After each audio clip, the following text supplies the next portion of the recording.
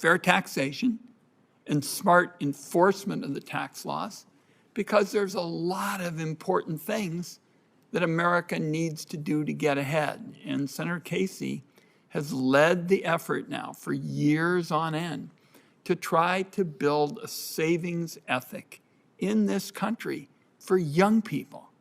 And I see all your heads, nodding, and we got the political spectrum kind of down there.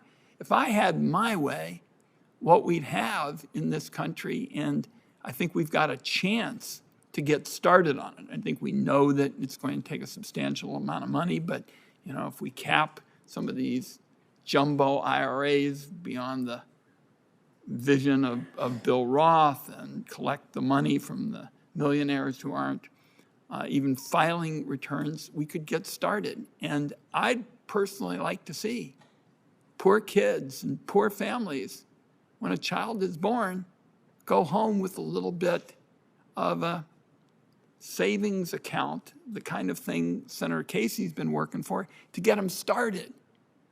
And it doesn't have to be some big government program. It can be some of the approaches Senator Casey's talking about. So I want to thank the senator for all his good work. And, they're all talking about whatever that retirement name was, Secure 2.0, and we're going to have Secure 3.0, Secure 12.0, and all that. And we may have good ideas for the future.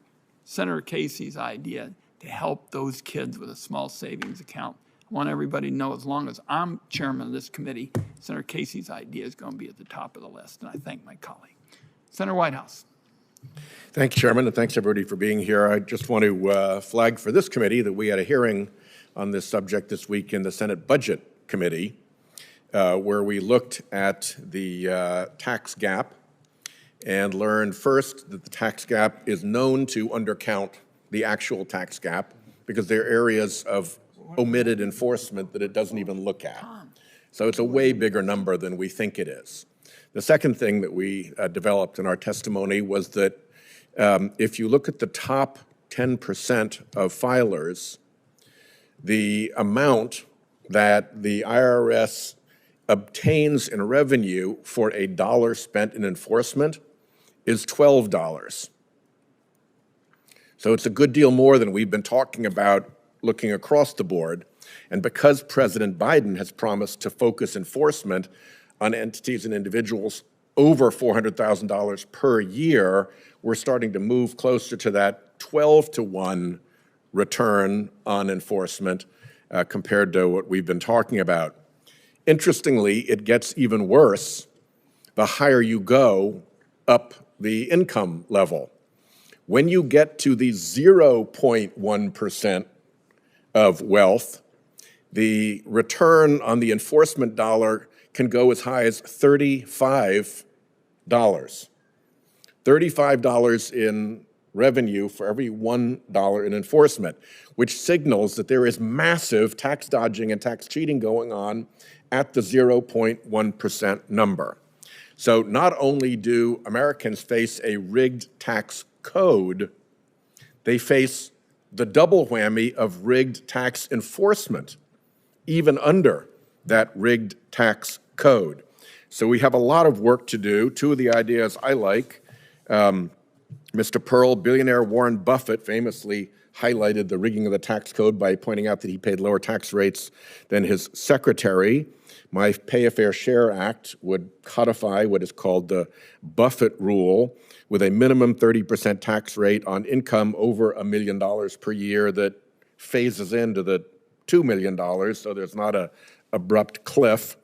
Can you say, how would this legislation make our tax system fairer? And from your experience on the investment side, would it cripple the private equity system? Well, yeah, first, I was honored to stand with the president, then President Obama, when he made that speech about the Buffett rule.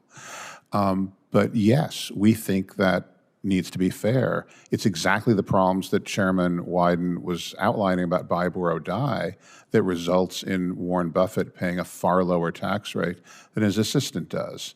And yeah, does it cripple the private equity system? And no, we don't have a shortage of people who are willing to become private equity fund managers.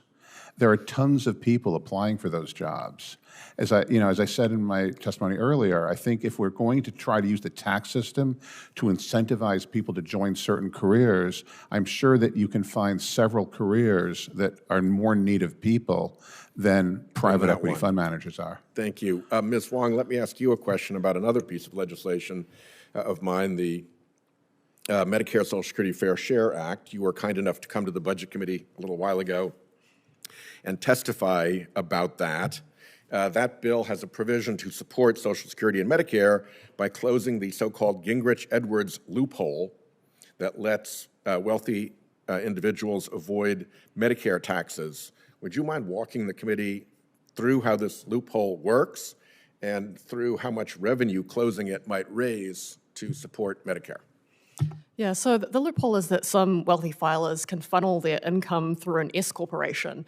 And if they do so and they underpay themselves salaries and put more of that return into business income, they can avoid both facing any of the Medicare taxes on payroll, on self-employment income, and on investment income. So they fall right into the gap. And some the of money that, ends up in their pocket either way. It's just a question of which way you route the money that you control into your own pocket. It's hundreds of billions of dollars are going through there, and some of it invites people to even overstep into evasion. Speaking of fund owners, some fund owners right now are in disputes with the IRS because the IRS says that they've gone over the line by trying to push so much of their income into this hole. The last thing I'd mention, Mr. Chairman, is that the other part of the hearing was on the improvement in IRS performance as a result of our funding of the IRS, and that there has been massive improvement in how regular taxpayers are treated. And we had a wonderful statement by Senator Romney saying, you know, if I'm a regular taxpayer, I'm going to call up, and it's going to really matter to me to be able to get that phone answered in what is now a 3-minute wait time. And that is really important for the service of regular taxpayers. But he said, once I became very wealthy, I wasn't calling up that service line any longer. I have accountants and lawyers who intermediate, and for that, you really need to have proper audit and enforcement. So I want to commend Senator Romney's statement to this committee, and with that, I yield back. Thank my colleague. It's been good to work with you on all